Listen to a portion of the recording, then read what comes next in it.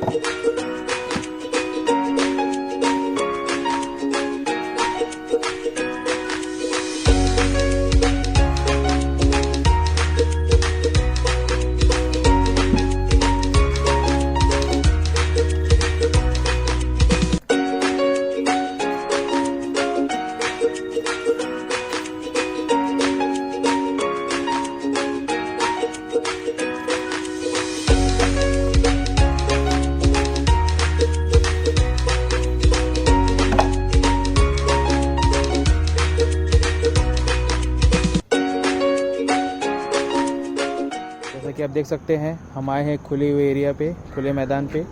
यहाँ पे हम टेस्ट करेंगे। ये है हमारे i20, जिस पे हम टेस्ट करने वाले हैं इस डिजिटल एयर कंप्रेसर का, कॉम्पैक्ट एयर कंप्रेसर का। देखते हैं कि ये कितना इफ़ेक्टिव है, कितना मतलब वर्थ है ये इस पे इन्वेस्ट करना। उसके पहले हम शुरू करेंगे इसके बारे में। शुरू करने से पहले हम ये जानना चाहेंगे कि ये ओवरऑल इसकी बिल्ड क्वालिटी कैसी है। तो अगर मैं बिल्ड क्वालिटी की बात करूँ तो काफ़ी सही लगा मुझे बिल्ड क्वालिटी, मुझे काफ़ी सेटिस्फैक्ट्री लगा इसका बिल्ड क्वालिटी बोलो या मटेरियल की क्वालिटी बोलो या ओवरऑल बोल सकते हैं अगर आप इसकी मटेरियल जो इसमें यूज़ हुआ है। और अगर मैं इसके बारे में बात करूं कि साइज़ के बारे में, तो साइज़ थोड़ा सा एक्सपेक्टेशन से मुझे बड़ा लगा। ये इतना बड़ा साइज़ का एक्सपेक्ट मैंने नहीं किया था, फिर भी साइज़ काफ़ी बड़ा है। लेकिन हाँ, अगर उस रिक्वायरमेंट को पर्पस को अगर फुलफ़िल करता है ये, तो शायद वो चीज़ें छुप जाएगी। जो इसकी साइज़ की बात करूँ या इसकी वेट की बात करूँ, वेट थोड़ा सा ये हैवी है, मतलब 2000-3000 mAh की जो बैटरी आती है, जो पावर बैकअप आता है, उसके बराबर इसकी वेट है। ठीक है, तो चलिए टेस्ट करते हैं इसका, ये कैसा है क्या है। तो टेस्ट करने के लिए सबसे पहले हम इसे रख देते हैं नीचे, नॉब को हटा देते हैं। यूज़ करने के लिए जैसे आपने देखा, ये शुरू होता है इसका, हमको ये नॉब ऊपर वाला ओपन करना पड़ता है। जैसे ही मैं इसको ओपन करूँगा, ये यहाँ पे डिजिटल मीटर जो है इसका चालू हो जाता है। तो सबसे पहले मैं इसे कनेक्ट करूँगा, कनेक्ट करते हैं पहले।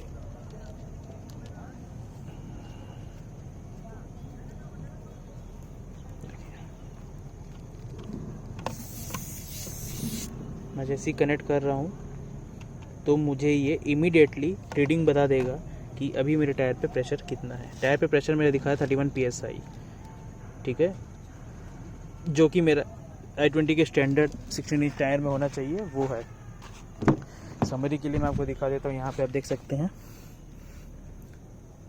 सामने के चक्कों पे 33 रखना है और पीछे चक्के पे 31 रखना है। अगर आप 3 कैपेसिटी पैसेंजर और एक लगेज है, और अगर 5 पैसेंजर और लगेज ज़्यादा है तो आपको 33 पीछे पे रखना है, लेकिन सामने पे हर टाइम पे 33 प्रेशर मेंटेन रखना ही है।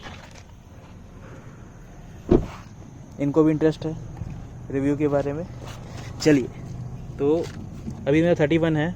मैं टेम्परेचर इसका प्रेशर को मैं 31 की जगह 33 कर देता हूँ, और मैं ओके जैसी करता हूँ, ये वाइब्रेट ये चालू हो जाएगा। आपको आवाज़ सुनाई दे रहा होगा। एयर कंप्रेसर स्टार्ट हो चुका है, प्रेशर दे रहा है टायर पे, 32 हो गया। देखिए,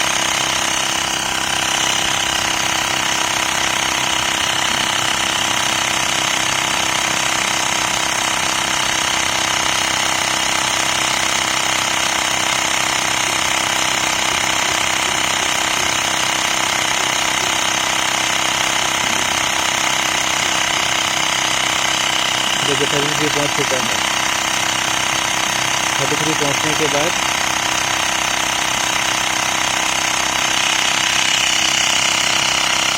हल्का सा ये गर्म हो रहा है, जो कंप्रेसर चल रहा है इसकी वजह से हल्का सा गर्म मुझे फील हो रहा है, आप देख सकते हैं।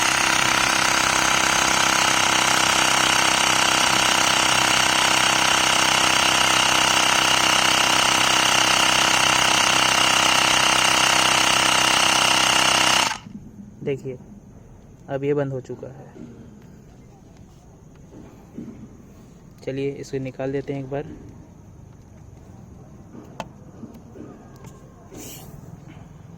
निकाल लिया।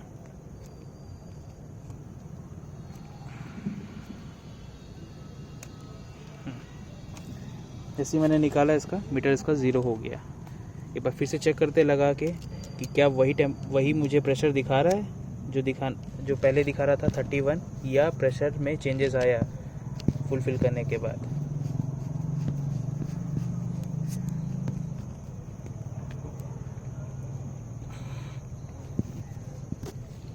देखिए 33 दिखा रहा है प्रेशर।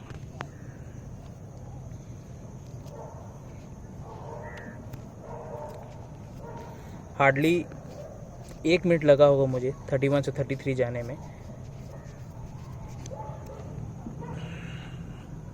हल्का सा हीट हुआ है बिकॉज ऑफ कंप्रेसर, क्योंकि कंप्रेसर का वर्किंग प्रिंसिपल ही वैसा है, उसी तरीके से वो काम करता है। चलिए दूसरे टायर पे भी चेक करते हैं एक बार, इस पे कितना टेम्परेचर है, और फिर हमें मालूम चलेगा एग्जैक्ट। ये देखिए 0 है, इधर मैं लगा रहा हूँ।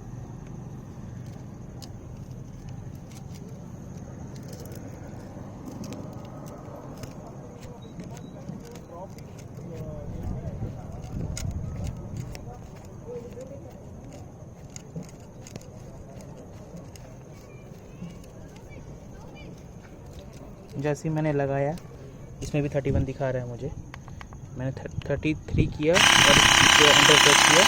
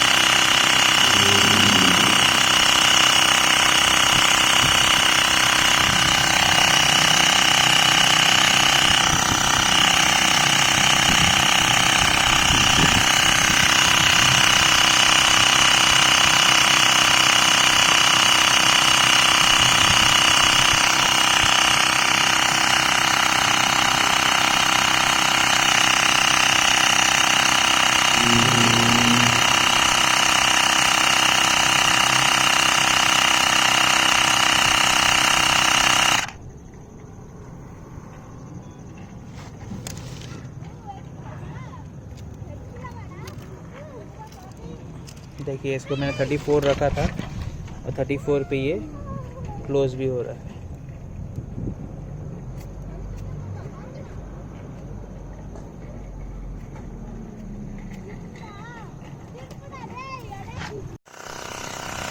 जैसा कि आप देख रहे हैं, इस टायर के लिए मैंने थोड़ा रिस्क लिया था। रिस्क ये लिया था कि मैंने इस टायर की पूरी हवा निकाल दी थी और ज़ीरो से स्टार्ट किया इसको 33 सेट करके।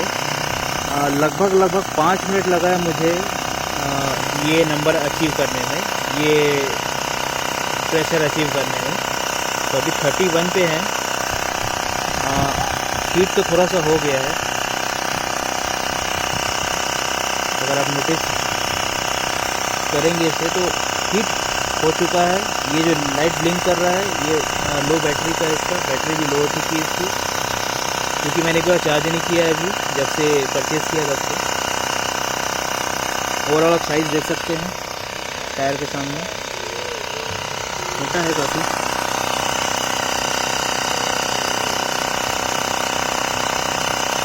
देखते हैं ये 33 पे जाके बंद होता है कि नहीं।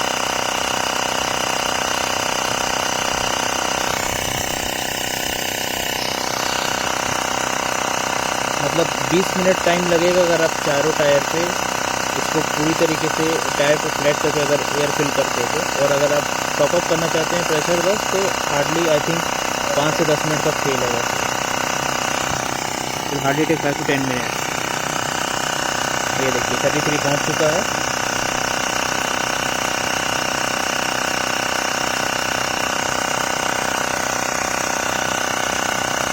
जो ये नोज़ल है, जो पाइप है, ये काफ़ी गर्म हो चुका है, बट ओवरऑल जो कंपोनेंट है, यूनिट है, वो उतना हीट नहीं हुआ है। ये काफ़ी हीट हो चुका है बिकॉज ऑफ द प्रेशर।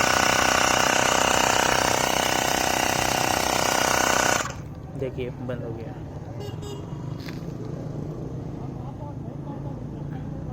जैसे 33 नंबर आया जो मैंने सेट किया हुआ था, ये बंद हो चुका है। ओवर फीलिंग या ओवर इन्फ्लेमेशन टाइप का कोई भी आपको इसमें रिस्क नहीं है। Now it is time for a final verdict. As you know, जिस इलेक्ट्रिक एयर कंप्रेसर को हमने लाइव कंडीशंस पे टेस्ट किया, आपने देखा जिस तरीके से हम इसको एक टायर को मैंने पूरी तरीके से डिफ्लेट किया था और फिर उसको इन्फ्लेट किया, उसका प्रॉपर तरीके से जो उसका स्टैंडर्ड प्रेशर होता है 33 PSI का, वो मैंने डाला था। और मैंने ये भी चेक किया कि उस प्रेशर को पहुंचने के लिए पूरी तरीके से कितना टाइम लेता है। So it will take hardly around 4 to 5 minutes. हालांकि मैंने इसको चार्ज नहीं किया था तो ये लो बैटरी पे था उस टाइम पे, so it took me for 6 to 7 minutes, but regular conditions पे ये ज़्यादा से ज़्यादा 4 to 5 मिनट्स ही लेगा।